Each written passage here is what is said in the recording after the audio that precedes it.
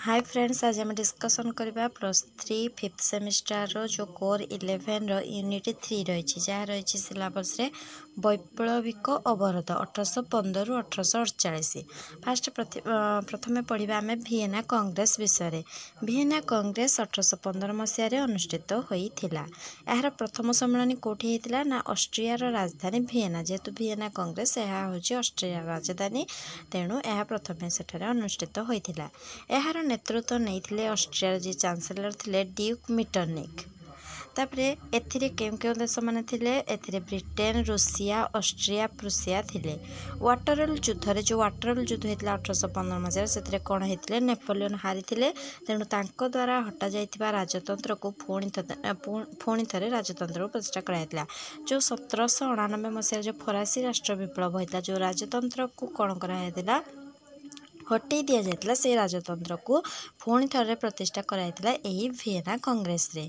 बोर्बो राजवंश थे आम जो पढ़ीचे 16 लुई, 15 लुई, 14 लुई, 18 लुई को फ्रांस सिंहासन अधिष्ठित करा गला। जो जिते से भिएना कांग्रेस पुणी थे राजतंत्र को प्रतिष्ठा कले से क्या राजा कले ना 18 लुई को यूरोप रे शांति प्रतिष्ठा करने चेष्टा करागला। भिएना कांग्रेस नेपोलियन द्वारा विताड़ित शासक मान पुनः प्रतिष्ठा करने चेष्टा करागला। मान नेपोलियन जो जिनस गुड़ा को रिमूव कर देते से पुणी थे एस्टाब्लिश कले।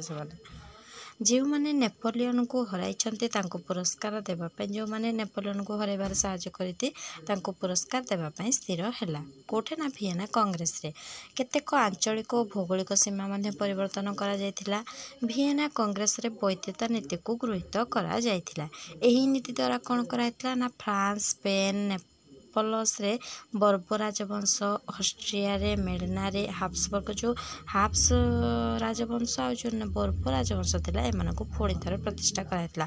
फ्रांस, स्पेन, नेपल्स, ऑस्ट्रिया, मेडना रे नेपोलियन पतन रे साहाय्य करथिबा राष्ट्र मान जो माने नेपोलियन को साहाय्य करथिले जो राष्ट्र मान को दंड विधान कराइथिला। आ जो माने विद्रोह करथिले राष्ट्र मान को पुरस्कार दिया गला। जो माने नेपोलियन को साहाय्य करथिले से मान को दिया गला कोन दंड। आ जो माने ताको विद्रोह करथिले ताको कोन दिया गला पुरस्कार दिया गला। बृहत शक्तिर गुड़िकर स्वार्थ साधन निमंते क्षुद्र क्षुद्र राज्यगुड़िक सहित मिश्रण करा जायतिला। जो बृहत शक्ति गुड़िक थिला ताकर निज स्वार्थ पे से कौन करथिले क्षुद्र क्षुद्र राज्य रे से मिश्रण कर देथिले। तापर देखिबा जुलाई विप्लव विषय जो फरासी राष्ट्र विप्लव देखले 1799 मसीह। तापर देखिबा आमे 1830 मसीह पुणी गोटे विप्लव होता जहाँ ना हो जुलाई विप्लव। 1824 रे 18 लुई को मृत्यु पर 18 लुई को जो सिंहासन आरोहण करते भिएना कांग्रेस रे से कौन करते मृत्युवरण करते। तापर से 10म चार्ल्स कौन कले सिंहासन आरोहण कले। से जड़े निरंकुश शासक और प्रतिक्रियाशील थे। निरंकुश शासक माने से बहुत कौन थे निष्ठुर थे। से माने प्रजा माने बंचिले जीले किसी फरक पड़ता जमी अलग राजा मैंने थे जमी 15 लुई, 16 लुई, 14 लुई से प्रजा मान खातिर कर प्रजा मैंने कौन खाइबे पीबे ता कथा बुझु नथिले। से भाव जो चार्ल्स 10म भी सेमती थे। यह 1830 मसीह संगठित होता जुलाई विप्लव। से राष्ट्रवाद को विरोध करते किए ना चार्ल्स 10म। समस्त प्रकार प्रशासन और संवादपत्र उपर कटकणा घोषणा करते। संपत्ति रे केवल ज्येष्ठ पुत्र मान बड़ पुओ थी केवल सी ही उत्तराधिकार रही पारे बोली आईन प्रणयन करागला। जहाँफल फ्रांस लोक मैंने विप्लव करने को आरंभ कले।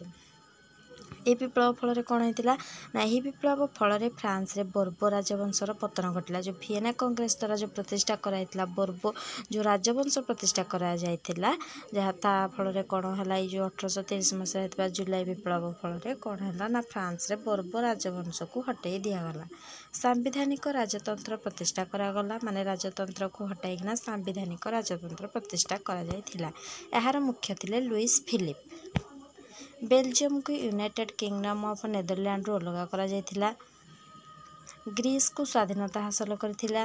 पोलैंड विरुद्ध रे विप्लव होइतिला। माने ए विप्लव देखिना पोलैंड विरुद्ध भी लोक माने ବିଦ୍ରୋହ କରିଥିଲେ।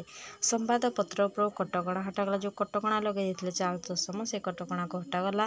ଆଲେନ୍ସ ବଂଶର ଲୁଇ ଫିଲିପ ଫ୍ରାନ୍ସରେ ସିଂହାସନ ଆରୋହଣ କଲେ। ଯେଉଁ ଚାର୍ଲ୍ସ ଦଶମ ପରେ ବୋର୍ବ ବଂଶକୁ ହଟେଇକିନା ଯେଉଁ ଆଲେନ୍ସ ବଂଶର ଥିଲେ ଲୁଇ ଫିଲିପ ତାଙ୍କୁ କ'ଣ କଲେ ରାଜା ଭାବେ ଅଧିଷ୍ଠିତ କରାଇଲେ। ଫ୍ରାନ୍ସର ଆଭ୍ୟନ୍ତରୀଣ ଶାସନରେ ଅନେକ ପରିବର୍ତ୍ତନ ଘଟିଲା। ବ୍ୟକ୍ତି ବିଶେଷକୁ ଧର୍ମ କ୍ଷେତ୍ରରେ ପୂର୍ଣ୍ଣ ସ୍ୱାଧୀନତା ଦିଆଯାଇଥିଲା। ସେଥିପାଇଁ ଡ୍ୟୁକ୍ ମେଟରନିଖ କ'ଣ କହିଥିଲେ, ଯଦି ଫ୍ରାନ୍ସକୁ କ'ଣ ହେବ ଥଣ୍ଡା ହେବ ତାହେଲେ ବା ଛିଙ୍କ ହେଲା ତାହେଲେ ସମସ୍ତ ପୁରା ୟୁରୋପକୁ ଥଣ୍ଡା ହେବ। ମାନେ ଯଦି ଫ୍ରାନ୍ସରେ କିଛି ପ୍ରଭାବ ପରିଲକ୍ଷିତ ହେବ ତାର ପ୍ରଭାବ ସାରା ୟୁରୋପରେ ପଡ଼ିବ। ଦେଖ ଯଦି ଫ୍ରାନ୍ସରେ କିଛି ହେଉଛି ତାହେଲେ କ'ଣ ହେଉଛି ସେ ପୁରା ବିଶ୍ୱକୁ ମାନେ ପୁରା ୟୁରୋପ ଉପରେ ପ୍ରଭାବ ପକାଯାଇଥିଲା। ତାପରେ ଦେଖିବା ଫେବୃଆରୀ ବିପ୍ଳବ। ଏହା 1848 ମସିହାରେ ହେଇଥିଲା। ଏହି ସମୟରେ ଲୁଇ ଫିଲିପ ଫ୍ରାନ୍ସର ରାଜା ଥିଲେ। ଆମେ ପଢ଼ୁଥିଲେ ଆଲେନ୍ସର ଯିଏ ରାଜା ଥିଲେ ଲୁଇ ଫିଲିପ ଯିଏ 1830 ମସିହାରେ ହେଇଥିବା ଯେଉଁ ଜୁଲାଇ ବିପ୍ଳବରେ ମୁଖ୍ୟ ନେତୃତ୍ୱ ଭୂମିକା ଗ୍ରହଣ କରିଥିଲେ। ତାଙ୍କ ଶାସନ କାଳକୁ ଜୁଲାଇ ରାଜତନ୍ତ୍ର କୁହାଯାଉଥିଲା। ଆଉ ମଧ୍ୟବିତ୍ତ ରାଜତନ୍ତ୍ର ଯେହେତୁ ସେ ମଧ୍ୟବିତ୍ତଙ୍କ ଦ୍ୱାରା ମାନେ କ'ଣ ସିଂହାସନ ଆରୋହଣ କରିଥିବାରୁ ସେଥିପାଇଁ ତାଙ୍କ ରାଜତନ୍ତ୍ରକୁ ମଧ୍ୟବିତ୍ତ ରାଜତନ୍ତ୍ର ଆଉ ଜୁଲାଇ ରାଜତନ୍ତ୍ର ମଧ୍ୟ କୁହାଯାଏ। ସେ ସମ୍ବାଦପତ୍ରରୁ ସମସ୍ତ କଟକଣାକୁ ଉଚ୍ଛେଦ କରିଥିଲେ। ସମସ୍ତେ ଭାବିଥିଲେ ଫିଲିପ ଅନେକ ପରିବର୍ତ୍ତନ, ସମସ୍ତଙ୍କର ବହୁତ ଆଶା ଥିଲେ ଯେ କ'ଣ ଫିଲିପ କ'ଣ କରିବେ ବହୁତ ପରିବର୍ତ୍ତନ ଆଣିବେ। କିନ୍ତୁ ଜନସାଧାରଣ କ'ଣ ହେଇଥିଲେ ତାଙ୍କୁ ଯେଉଁ ଆଶା ରଖିଥିଲେ ତା ଦ୍ୱାରା କ'ଣ ହେଇଥିଲେ ନିରାଶ ହେଇଥିଲେ।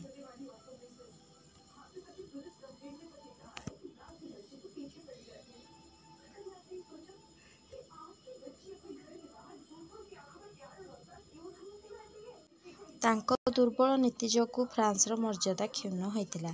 ସେ ନିରଙ୍କୁଶ ଶାସନ ପ୍ରତିଷ୍ଠା କରିବାକୁ ଚାହୁଁଥିଲେ। ସେ ସବୁ କରୁଥିଲେ କିନ୍ତୁ ସେ ପ୍ରକୃତ ପକ୍ଷେ କ'ଣ ଚାହୁଁଥିଲେ ନିରଙ୍କୁଶ ଶାସନ ପ୍ରତିଷ୍ଠା ହେଉ। ସେ ସବୁବେଳେ ପୁଞ୍ଜିପତିଙ୍କ ସମର୍ଥନ ମାନେ ପୁଞ୍ଜିପତିମାନେ ଯାହା କରୁଥିଲେ ସେମାନଙ୍କୁ ସମର୍ଥନ କରୁଥିଲେ।